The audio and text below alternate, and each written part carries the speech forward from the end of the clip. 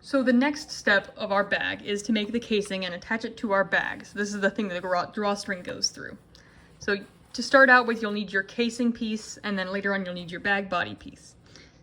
To begin, we're going to be doing a rolled hem on the edges of your casing, which I'll show you how to do right now. So to do a rolled hem, we're going to start by putting the short end of our fabric in under a presser foot, and then we're going to run a line of stitches at 1/4 inch. So just lining the fabric up with the presser foot. And I'm not backstitching on this one because it's thread tracing. I'm just using it to mark a line. So now I've got my line marked. I'm going to fold along that edge and I'm going to pin it so that the thread line that I just gave us is out on the folded edge, which is what we want. And you'll also notice that when you're folding it like this, it should be lining up right with it should be lining up and even across the whole edge of the thing. And now I'm going to lift my presser foot up and I'm going to edge stitch this. So I'm basically sewing it 1/8 of an inch, and again, I'm not going to backstitch on this one. Backstitch when we get to the last part of this, but not before then. There we go.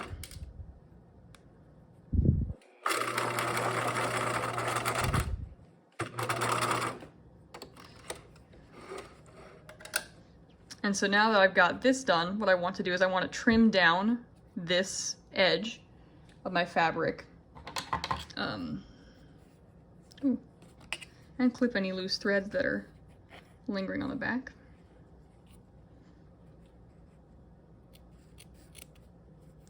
And what you want is you want this to be just shorter than your mark seam line. So we're already pretty good.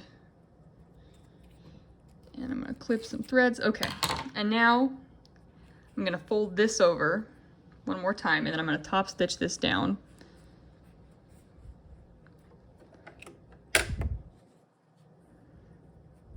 And this time I am gonna backstitch.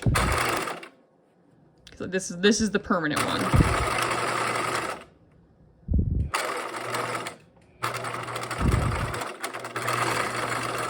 There we go.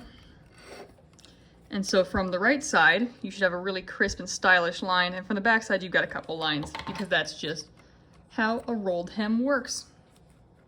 And we're going to repeat that same process over on this side. If you don't need to watch me do that, you can feel free to jump to the part where it says, probably attaching the casing. Yeah, that's what it'll say, is attaching the casing. It'll be the clip where I go over to the ironing board. So if you're good on this part, you can fast forward. If you're not, welcome to round 2 of me doing a rolled hem. It's twice as exciting the second time because you're choosing to watch it. So 1/4 inch, no backstitch, thread tracing, fold over with the option to pin. I'm gonna try to freewheel it this time actually.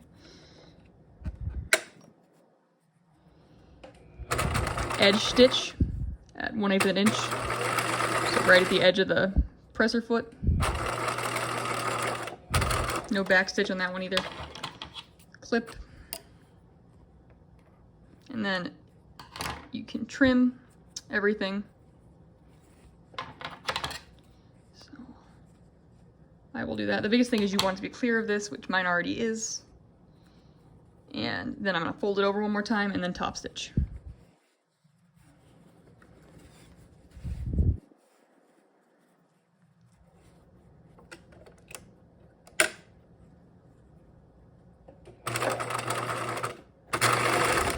And backstitch on this one.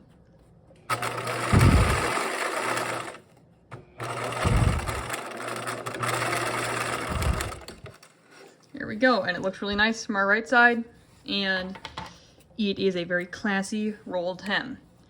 Now I'll see you over at the ironing board for the next part of this. Here we are at the ironing board, and what we're going to do with this next is we've got our rolled hem on both ends. Now we're just going to fold it in half, We want our right sides out. And this is a lot like how we made the drawstring, but like way less pressing. We're just doing the fold it in half part. We're not doing the and then fold it in half again, and then stitch it. We're just folding it in half one really good time.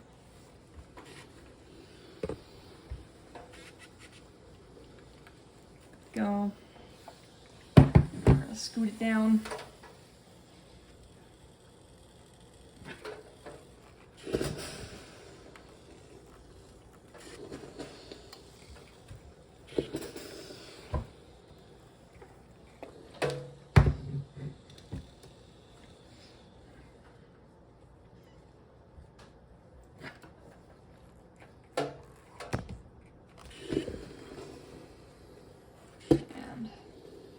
Pressing, there we go.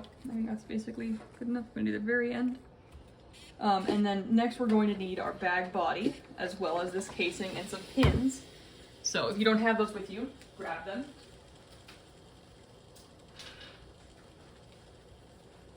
And there's my pins and my bag body. Not to be confused with a body bag. This is not that. So for the next part, we're going to pin this on. So I'm going to take away my little pressing table, give us more room. And so what you want to do is, to start with, you're going to need to find the center of both these pieces. Now, your pattern pieces should have them marked, but in the event that they don't, here's a nifty little trick on how to find the center. We did this once earlier on, is you just match the long edges up, and you find the middle of, when you hold it tight like this, where's the middle? That's it for me. And then you can mark a little, if you don't already have a mark on it, you can mark one. Or you can use a pin. I'm choosing to mark it just so that I've got that there. Don't have to worry about falling out. And so what I'm doing next is I'm going to take the center mark, I'm going to slip my bag over to the back where we like to put all things, and center everything. And I'm going to find the center of the bag back, which is right there. Same place where we matched up our straps and where we put the center of our flap. And I'm going to put this casing with its center that I marked, which has now, oh, there it is. I was like, it's abandoned me? In my hour of greatest need? How cruel. No, we're good. I'm going to pin that so that it lines up. So here is my mark. Yeah, you can see that. And there is my other mark, and I'm lining them up. And then I'm going to make sure that the raw edges of my fabric are matching, and I'm going to pin it. And then I'm going to follow my casing all the way around my bag, pinning it as I go, keeping it on the edge. And when I get to the part with seam allowances that need to be flat, I'm going to put pins through either side of them so that I can make sure that, one, I know that I'm going over seam allowance, and two, it stays nice and flat and doesn't get all bunched.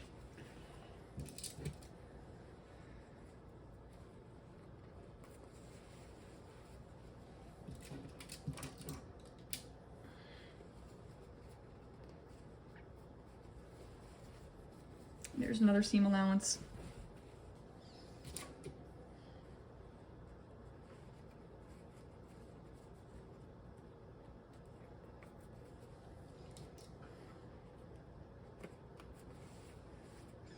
And then my edge of my casing is going to stop right in the front. And what's going to happen is that both of the edges of this are going to line up in the center front, and that's where your drawstring will emerge from, so that you can tighten and loosen your bag as desired. There we go. And once I've gotten this pinned on all the way around, I'm going to go back to the center middle, and I'm going to repeat it going the other way. Now you might be wondering, why didn't we just start from the front? That is because there's going to be a gap between our two little drawstring things, and we don't want it to be wonky and uneven, so starting from the back center, which we've been doing the whole time, is more consistent, which is what we want. And working from the middle when sewing is always a good idea, at least for pinning, so that you can make sure things are even, things are lining up good. Because if you start in the right spot in the middle, you're less likely to have like, oh no, a whole pile of fabric on the left side because I started on the right side and was really good then and then totally stopped paying attention. Which is just not what's up, not what we want for this. There we go.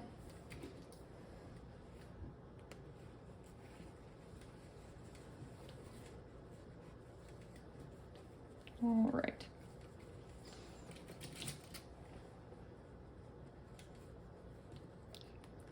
So now you can see what I mean. There's a nice little gap there. It lines up with the center of our pocket, and it goes all the way around. Our pinning does. So now we're going to take it back over to the sewing machine and finish up attaching the casing. Here at the sewing machine, I've gone through and made sure everything is pinned exactly how I want it, and now I'm ready to actually start stitching. So I'm going to start by positioning one of the two front ends. Oops, I need to raise my needle up. Under my press-through foot.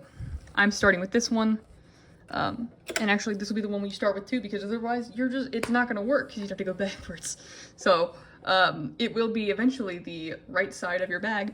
And I'm going to, at 1/4 inch seam allowance, stitch and back stitch this casing on. And you might be wondering, why are we still working at a 1/4 inch seam allowance? Why don't we ever work at the real marked stitch line? That's for the lining. So this is one of those things again where we want it to be contained within the real seam allowance. So we're just starting out with this. And that's how it goes. I'm just stitching with a normal. If I don't specify, you should assume that I'm stitching with like a 2.5 or 3 stitch length. And then I'm back stitching and everything.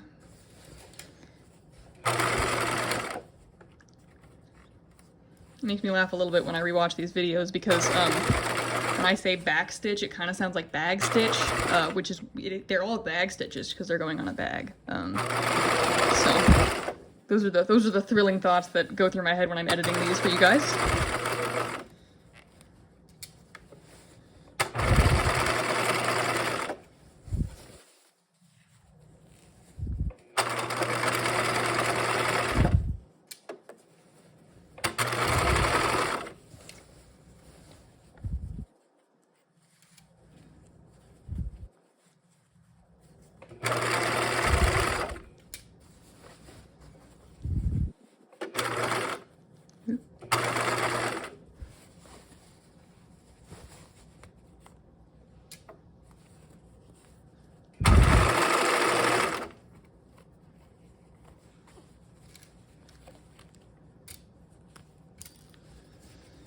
And making sure I'm getting my seam allowances flat and everything.